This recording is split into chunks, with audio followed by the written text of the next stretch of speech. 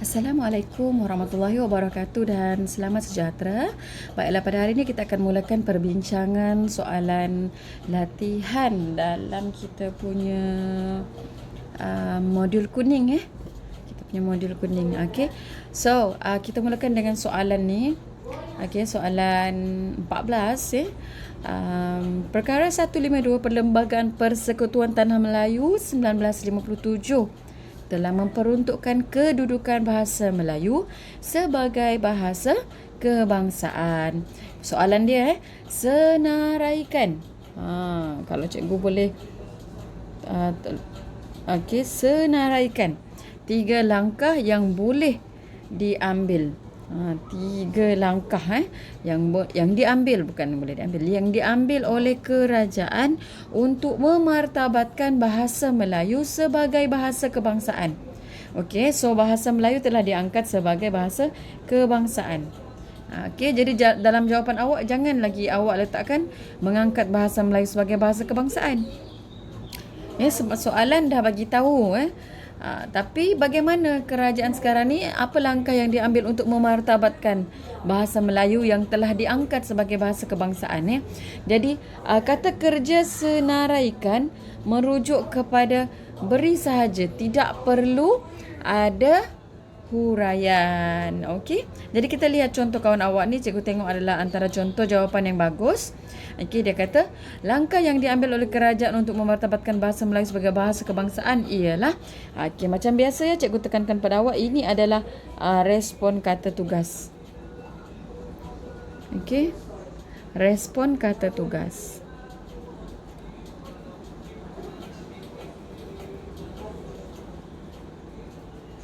Sebab tugas kata senaraikan. So dia pun nak mulakan langkah yang diambil oleh kerajaan untuk memartabatkan bahasa Melayu sebagai bahasa kebangsaan ialah, dia pun mula melalui pengenalan Akta Bahasa Kebangsaan. Ini mula jawapan dia. Pengenalan Akta Bahasa Kebangsaan. Okey. Kemudian koma. Memperkasakan bahasa Melayu dalam sistem pendidikan dan yang kedua, koma, memperkasakan bahasa Melayu dalam sistem pendidikan, dan penubuhan UKM sebagai pusat keilmuan serta peranan DBP sebagai pusat perkembangan. Ni UKM sebagai pusat keilmuan dah dapat lagi markah ketiga, UKM. Kemudian dia ada yang keempat lagi, serta peranan DBP sebagai pusat perkembangan bahasa kebangsaan. Dia beri 4. Dia beri 4.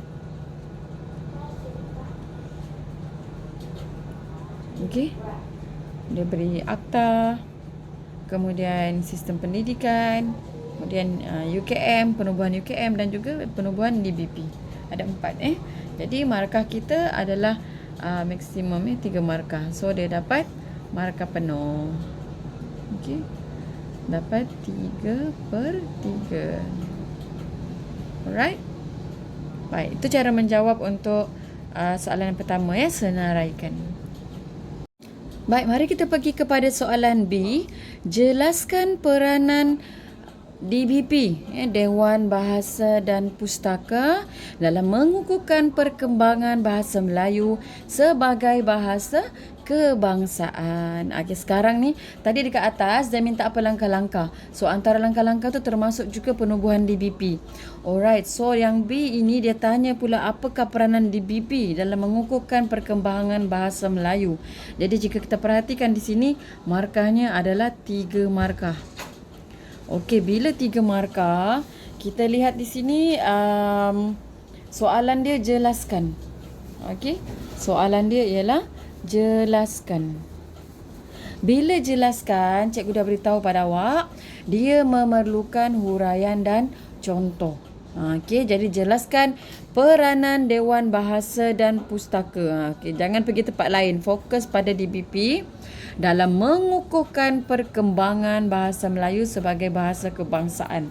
Jadi kita tahu DBP dia ada buat 2 perkara. Jadi kawan awak ni kita tengok cara menjawab dia. Boleh tak dapat 3 markah? Okey, cuba tengok peranan Dewan Bahasa dan Pustaka dalam mengukuhkan perkembangan bahasa Melayu sebagai bahasa kebangsaan ialah dengan mengembangkan bahasa dan sastra Melayu melalui penerbitan buku dan majalah. Okey. Ini adalah respon kata tugas sampai ialah. Okey, sampai ialah. Kemudian dia mulakan jawapan dengan di sini, dengan mengembangkan bahasa Melayu dan sastra Melayu melalui penerbitan dan buku majalah. Ni okey. So ini adalah fakta. Jadi sepatutnya kita akan huraikan dan berikan contoh fakta inilah. Okey. Jadi kita lihat, tapi dia masuk kepada selain itu. Jadi maknanya bila pergi kepada selain itu, dia tidak memberi huraian dan tidak memberi contoh. Dia tidak menjelaskan. Dia tidak cukup menjelaskan. So, kalau dia dapat markah, dia akan dapat markah fakta dan fakta. Okey, cuba tengok jawapan dia. Dia tambah selain itu, okey, maknanya dia masuk kepada fakta yang kedua. Tengok di sini ada ditulis penanda wacana. Ini penanda wacana untuk menunjukkan dia nak pergi kepada fakta seterusnya. Selain itu, Dewan Bahasa dan Pustaka juga berperanan untuk menganjurkan seminar dan aktiviti bersempena dengan Minggu Bahasa atau Minggu dan Bulan Bahasa Kebangsaan. Ini adalah dapat untuk fakta kedua.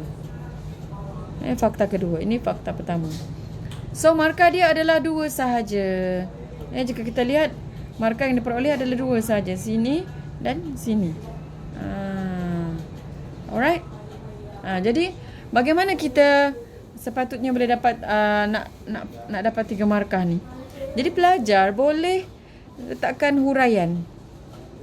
Okey, letakkan huraian. Contoh, pilihlah mana yang senang untuk awak huraikan. Alright. Mungkin penerbitan buku dan majalah. Kemudian awak pun huraian. Hal ini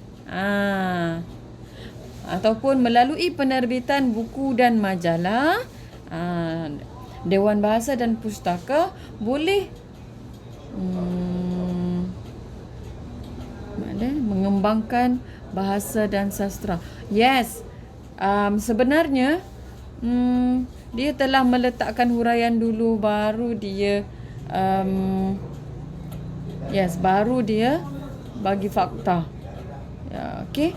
So kalau cantiknya, yang cantiknya patutnya ialah dengan penerbitan buku dan majalah. Noktah.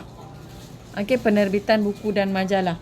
Letakkan dulu ni Ini sebagai fakta kan? Ialah dengan melalui penerbitan buku dan majalah. Masukkan dulu ini, barulah noktah. Okey, baru awak huraikan melalui penerbitan buku dan majalah bahasa Melayu. Okey, hal ini dapat mengembangkan bahasa dan sastra Melayu. Huraian dia dekat sini. Ni huraian dia. Ni sepatutnya adalah huraian. Okey, jadi sepatutnya boleh dapat markah kedua di sini.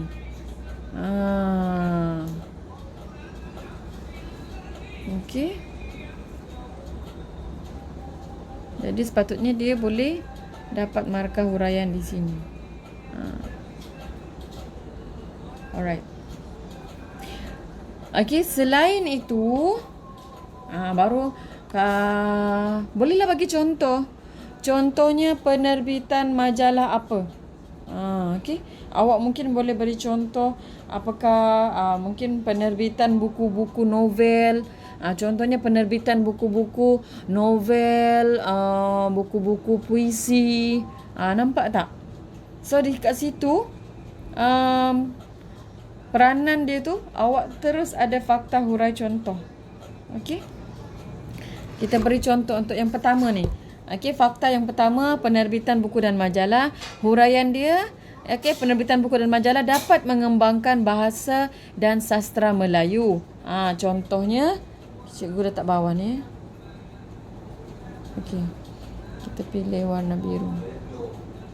Okey, boleh tulis ya. Contohnya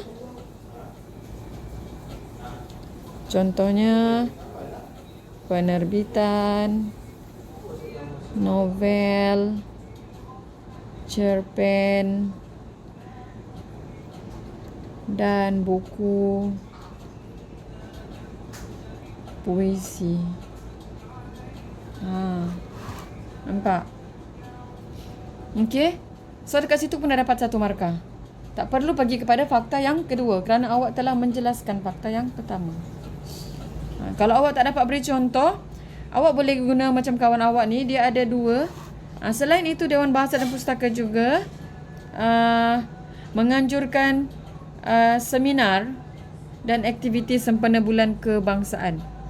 Okey. Apa tujuan dia? Tujuannya adalah untuk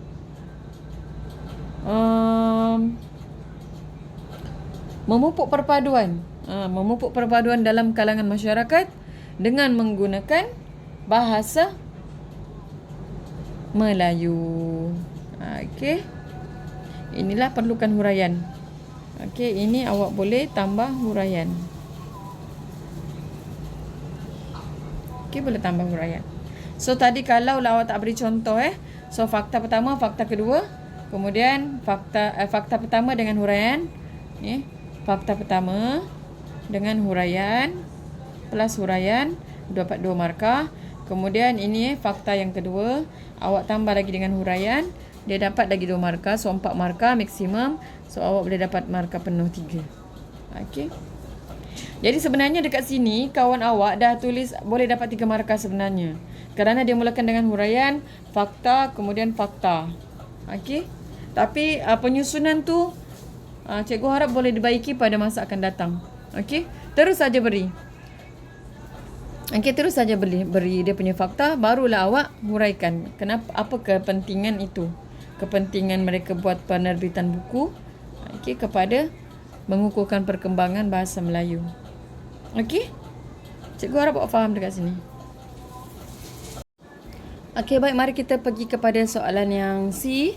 Berdasarkan pengetahuan anda, berikan cadangan yang boleh dilaksanakan untuk memartabatkan penggunaan. Okey. Memartabatkan penggunaan bahasa Melayu dalam kalangan masyarakat pada hari ini. Okey, cadangan, beri cadangan. So, kalau awak beri cadangan, maksudnya awak boleh 4 markah Boleh sahaja awak berikan senaraikan saja beri, sebab beri ni biasanya dia tak ada minta pun awak nak huraikan ke tak huraikan ke. So analitik dia punya skema penskoran dia secara analitik. Kalau awak beri fakta semua pun awak akan diberi markah fakta. Kalau awak ada beri fakta huraian dan awak pun akan diberi fakta huraian dan contoh. Kita tengok macam mana cara kawan awak jawab. Okey, cuba lihat berdasarkan pengetahuan saya, cadangan yang boleh dilaksanakan untuk memartabatkan bahasa Melayu dalam kalangan masyarakat ni adalah dekat sini respon kata tugas sampai adalah. Okey. Alright, jadi memula jawapan dia dengan menggalakkan penggunaan bahasa Melayu dalam penyiaran dan pengiklanan. Okey, dia beri ini. Okey, ini fakta. Okey, dapat fakta. Sebenarnya ini adalah untuk kategori mana-mana munasabah Biasanya soalan kebat ni akan beri mana-mana munasabah. Kalau dia tidak ada terdapat di dalam skema, dia akan dapat mana-mana munasabah.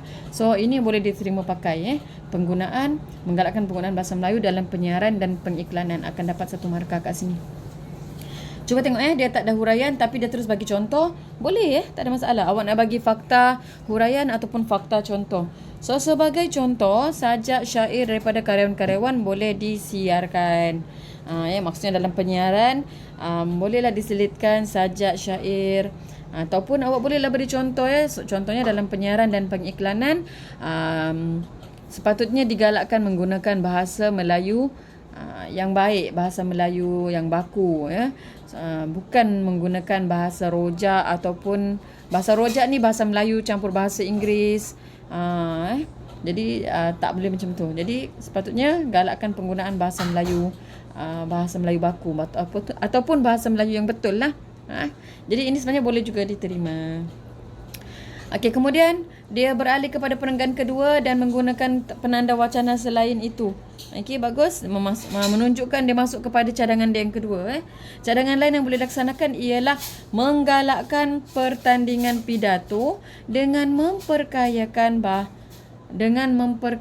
bahasa Malaysia. So, sebenarnya sampai pidato pun dah cukup. Okey, menggalakkan pertandingan pidato. Mungkin awak sambung ayat awak ni.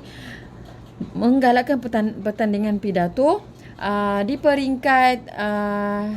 peringkat sekolah rendah, menengah dan juga peringkat universiti. Okey, ataupun boleh ya daripada menggalakkan pertandingan.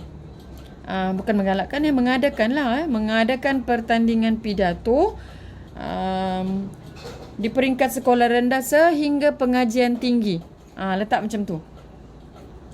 Okey. Ini dia terus beri contoh. Contohnya, pertandingan pidato dapat markah. Contohnya sebagai contoh aktiviti sayembara pidato antarabangsa anjuran Kementerian Kebudayaan. Ini dia bagi contoh. Ataupun awak nak huraikan, awak boleh kata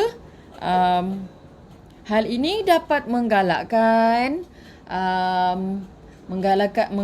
generasi masyarakat bermula daripada generasi awal lagi iaitu daripada sekolah rendah sampai ke peringkat tinggi menggunakan bahasa Melayu ataupun dapat memartabatkan bahasa Melayu. Okey, awak bagi huraian. Yang ini dia beri contoh. So awak boleh beri huraian ataupun contoh lah. So dekat sini kawan awak boleh dapat 4 markah. Okey. Baik, yang lain saya mak juga jawapan awak. Awak tulis apa So sama ada awak boleh buat fakta plus huraian ataupun fakta plus contoh. Boleh dalam satu perenggan. Okey, jadi kawan awak ni dia banyak gunakan fakta plus contoh. Alright. Jadi kalau macam yang lain ada orang yang suka dia bagi fakta dan kemudian dia huraikan. Dia huraikan bagaimana cadangan itu dapat memartabatkan. So nampak clear jawapan tu. Okey?